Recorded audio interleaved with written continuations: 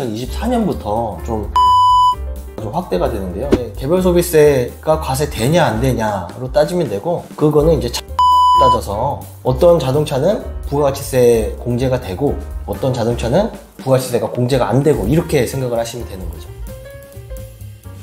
사업용 자동차 비용 처리를 어떻게 하냐, 환급은 어떻게 받냐, 이런 것들에 문의가 많은데 이거에 대해서 좀 알려주세요. 우선 자동차 관련돼서 부가가치세가 공제되냐 안 되냐, 그렇게 먼저 봐야 되거든요. 부가가치세법을 보면은 공제되지 않는 매입 세액이라고 이렇게 규정을 하고 있는데, 보면은 이제 개별소비세법에서 따르는 자동차라고 되어 있는데, 이제 개별소비세가 과세되는 자동차에 대해서는 매입세액을 공제하지 않겠다, 이렇게 하고 있어요. 그래서 개별소비세법에서 이제 또 자동차에 대해서 규정을 하고 있는데, 이제 첫 번째로 이제 승용 자동차 가로를 보면은 정원 8명 이하로 한정한다. 그러니까 9명 이상인 자동차에 대해서는 개별소비세가 과세되지 않는다, 이렇게 해석을 할 수 있고, 이제 배기량이 1000cc 이하, 그다음에 뭐 3.6m, 폭이 1.6m 이하인 것은 제외한다. 그러니까 다시 말하면은 정원 8명 이하의 1000cc 이상 되는 자동차에 대해서 개별 소비세가 과세된다는 거고요. 개별 소비세가 과세되지 않는다는 거는 부가가치세법에서 매입세액이 공제되는 자동차다, 이렇게 보시면 됩니다. 그리고 뭐 이륜 자동차 같은 것도 125cc를 이제 초과하는 거에 대해서 한정한다. 그러니까 125cc가 안 되는 이륜 자동차, 오토바이 같은 경우는 부가가치세가 이제 공제가 된다고 보시면 되죠. 그렇게 해서 이제 뭐 자동차 종류로 보면 이제 경차겠죠. 1000cc 이하, 뭐 모닝이나 뭐 스파크, 레이 이런 것들이 될 것 같고, 이제 승합차라고 하는데 이제 9인승 이상, 뭐 카니발이나 뭐 저기 스타렉스, 버스 같은 것도 다 공제가 될 수 있는 거고, 그다음에 이제 화물 자동차, 트럭 같은 게 있겠죠. 근데 요새는 뭐 렉스턴이나 그런 자동차도 뒤에 이제 트럭으로 나오는 것도, 그것도 이제 화물로 분류가 돼서 그것도 이제 부가가치세가 공제되는 자동차라고 보면 됩니다. 자동차는 이제 개별 소비세가 과세되냐 안 되냐로 따지면 되고, 그거는 이제 차 종으로 따져서 어떤 자동차는 부가가치세 공제가 되고 어떤 자동차는 부가가치세가 공제가 안 되고, 이렇게 생각을 하시면 되는 거죠. 그래서 부가가치세가 공제가 되는 자동차라고 한다면은 그 자동차를 뭐 산다든지 아니면 뭐 렌트를 할 수 있겠죠. 그런 비용도 다 공제가 되고, 또 그 자동차를 이제 유지하는 데 필요한 비용, 뭐 수리를 할 수도 있고 기름도 넣을 수 있고, 거기에 따르는 부가가치세도 다 공제받을 수 있다, 그런 차이가 있습니다. 일단 부가가치세에서 이제 알아봤는데, 근데 여기서 뭐 공제가 안 되더라도 또 법인세나 소득세에서는 비용 처리가 이제 가능한데요. 이것도 그냥 무조건 다 해주지 않습니다. 이제 법인세나 소득세에서 그 업무용 승용차에 대한 이제 비용을 이제 알아보려면 첫 번째로 업무 전용 자동차 보험을 가입을 해야 되거든요. 법인 같은 경우는 무조건 가입을 해야지 비용 처리가 가능하고, 가입을 안 했으면은 전혀 이제 비용 처리를 할 수 없다는 거. 그래서 꼭 가입은 해야 된다. 근데 개인 같은 경우는 지금 이제 매출액이 높은 성실신고 대상자나 이제 의사나 뭐 세무사 같은 이런 전문직 사업자에 대해서 업무 전용 이 보험 의무가 있는데, 이것도 한 대 이상일 경우만 그 가입 의무가 있어서 한 대까지는 가입 안 해도 비용 처리가 가능합니다. 근데 이제 만약에 2대인데 가입을 안 했다 하면은 자동차 관련 비용에서 50%까지만 지금 공제가 해주고 있는데, 이게 이제 내년부터 2024년부터 좀 보험 가입 대상자가 좀 확대가 되는데요. 지금은 이제 성실신고 대상자나 전문직인데 이게 복식부기 의무자로 좀 대폭 확대가 됩니다. 이것도 근데 마찬가지로 한 대까지는 가입 의무가 없고, 만약에 2대 이상 업무용으로 차를 사용한다 이러면은 그 업무 전용 자동차 보험을 가입을 해서 비용 처리를 해야 되는 거, 그거 좀 알아두셨으면 좋겠고요.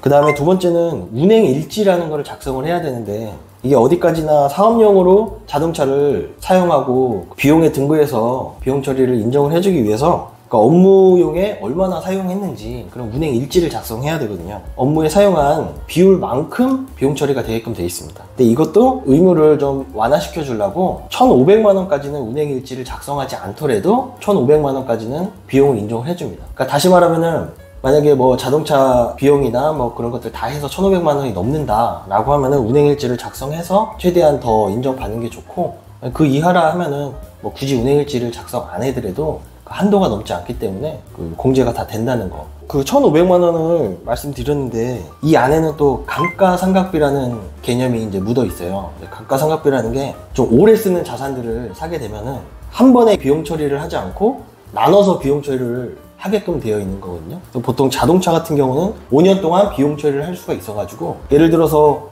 1억짜리 자동차다 하면은 5년이면은 1년에 2천만 원씩 이렇게 비용 처리가 되는데, 근데 이렇게 비싼 자동차로 좀 고액의 비용 처리를 막으려고 800만 원까지 또 한도를 뒀어요. 감가상각비를. 그래서 이제 800만 원을 5년으로 따지면은 4천만 원 기준으로 5년이면 800만 원이니까 4천만 원이 넘는 자동차다 하면은 감가상각비가 이제 800만 원이 넘어서 딱 800만 원까지밖에 이제 인정이 안 된다. 이렇게 보시면 되고. 이거는 차 종류랑 상관없는 거죠? 감가상각비는 차 종류가 아니고 자동차 가액에 대해서 그 금액이 얼마인지. 이게 처음에 부가가치세가 공제되는 차냐 아니냐를 먼저 나눈 게 바로 이 부분이거든요. 왜냐면은 부가가치세가 공제되는 자동차 같은 경우는 방금 말한 게 전혀 적용이 안 돼요. 예를 들어서 그 업무 자동차 보험을 가입 안 해도 되고, 그 다음에 운행일지 작성하지 않아도 되고, 감가상각비도 한도 없이 그 자동차 가격에 맞게 비용 처리가 전액 인정이 됩니다. 그래서 부가가치세가 공제되냐 안 되냐를 좀 먼저 따져보는 게, 그렇게 해서 먼저 말씀드린 거고, 여기서 말하는 거는 부가가치세가 공제되지 않는 차라는 거.